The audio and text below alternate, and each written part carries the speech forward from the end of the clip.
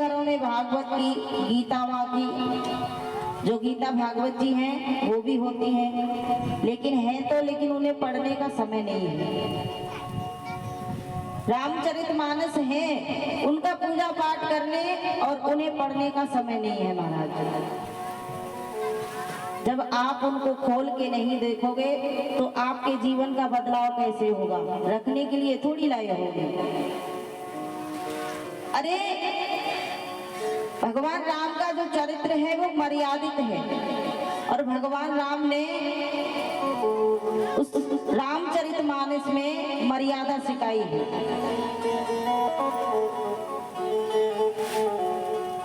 उन्होंने जो जो उनके जीवन में घटित हुआ वो सब अपने जीवन गाथा को उस रामचरितमानस में बाबा तुलसीदास जी ने लिखा है। भगवान राम की जीवन गाथा को भगवान राम ने सिखाया है कि कितनी भी बड़ी परिस्थिति क्यों ना आ जाए, लेकिन अपने धर्म को नहीं छोड़ना चाहिए। कैसी भी परिस्थिति हो, अपने कर्तव्य को नहीं भूलना चाहिए। माता पिता कहते हैं कि महाराज दशरथ ने अपने पिता की आज्ञा पाकर के माता कैकेयी ने वरदान मांग लिया उनसे, 2 वरदान मांग लिए महाराज दशरथ से कि राम को 14 वर्ष का वनवास दे दो, हमारे पुत्र को भरत को राजगद्दी दे दो। तो महाराज उस पिता के वचन के लिए भगवान राम जो है 14 वर्ष के लिए वन में चले गए। वो समय था, लेकिन आज का समय है महाराज। कोई पुत्र अपने माँ बाप की बात मानने की तो बात दूर रही, सुनेगा भी नहीं। महाराज दशरथ कोई साधारण राजा नहीं थे, सम्राट थे।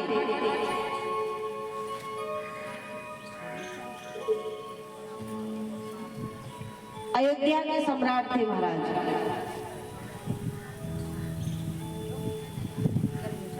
और सब उनकी प्रजा बड़ी खुश थी, किसी बात की कमी थी।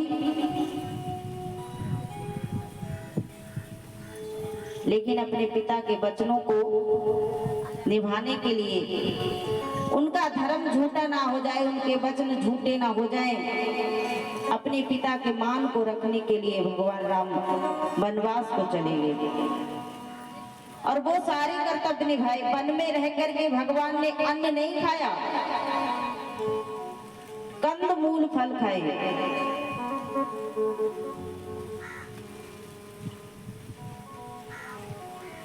इसलिए हमारे जीवन में यदि भागवत सुनकर के, रामचरितमानस सुनकर के यदि परिवर्तन नहीं आया तो बेकार है, भागवत करवाना ही बेकार है। अगर जीवन में कोई परिवर्तन ना आए तो व्यर्थ है।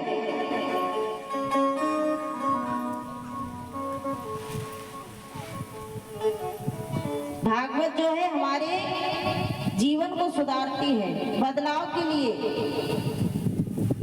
अच्छा, गीता जी है, ऐसी कौन सी समस्या है जो गीता जी में उसका हल नहीं है? लेकिन कभी कोई व्यक्ति पढ़ के ही नहीं देखता उसको।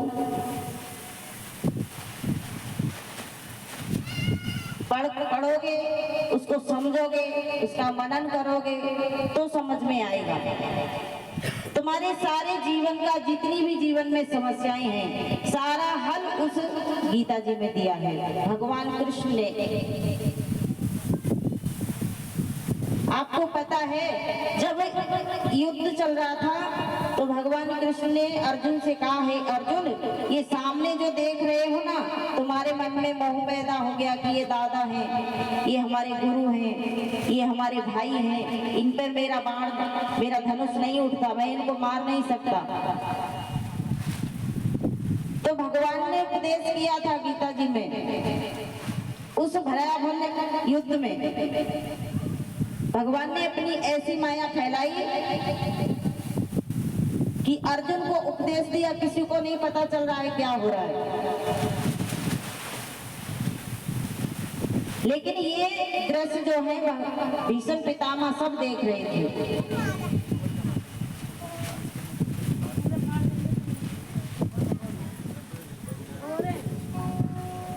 तो महाराज इसलिए कहते हैं कि गीता को भी पढ़ो, रामचरितमानस को भी पढ़ो, और जहां तक हो सके वहां तक सत्संग करो, अपने जीवन को सुधारो। धर्म से कमाया हुआ धन कभी आपके जीवन को नष्ट नहीं करता है। जो धर्म से कमाया है, मेहनत से कमाया है, वो आपको लाभ देगा।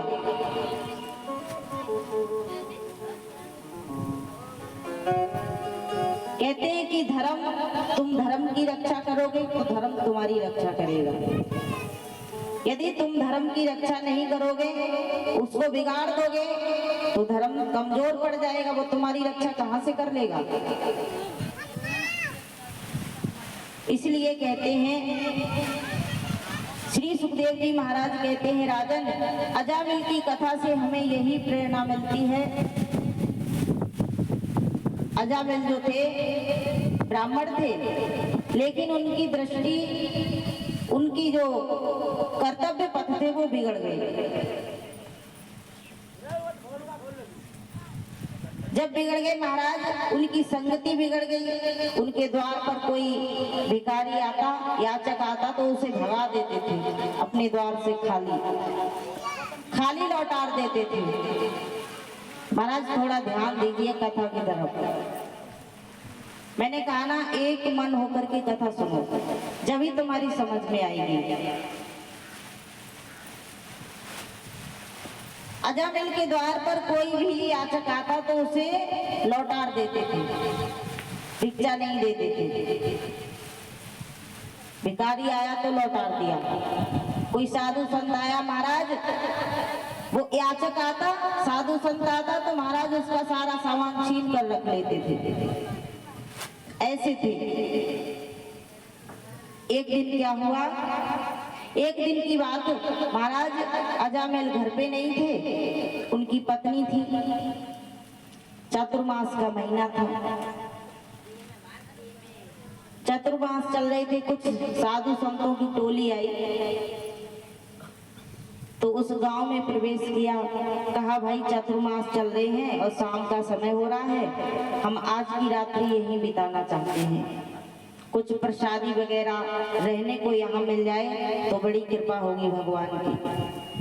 तो कुछ लोग विनोदी होते हैं ना गांव में, कुछ लोग ऐसे होते हैं कि कोई साधुओं ने कहा कोई ऐसी जगह बता दो जहाँ पर हम रुक सके और भगवान की प्रसादी, भगवान का भजन कर सके।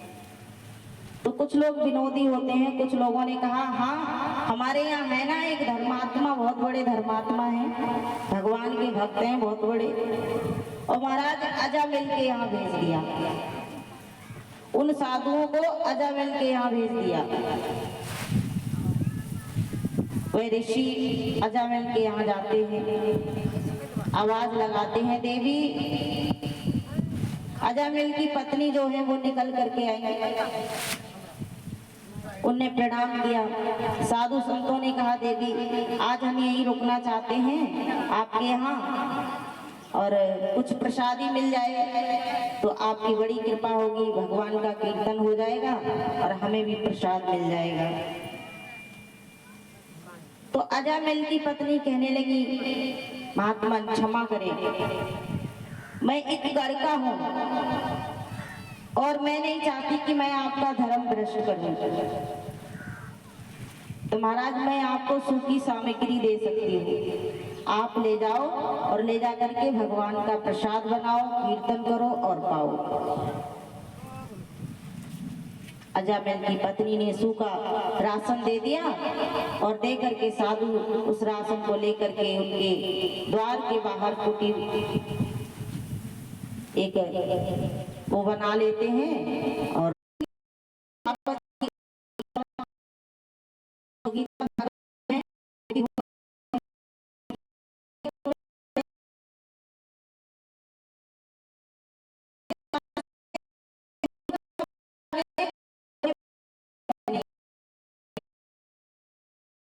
आप उनको खोल के नहीं देखोगे तो आप जीवन का बदलाव करने के लिए थोड़ी लाए।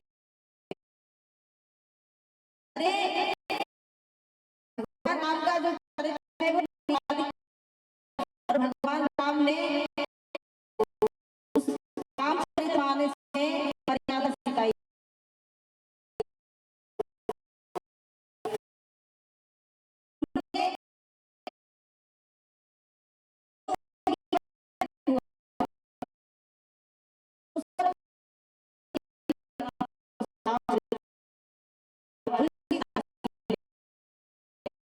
भगवान राम की जीवन का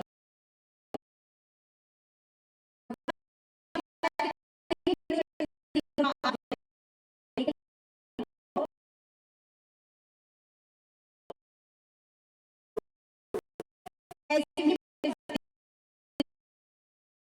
कर्तव्य को नहीं भूलना चाहिए।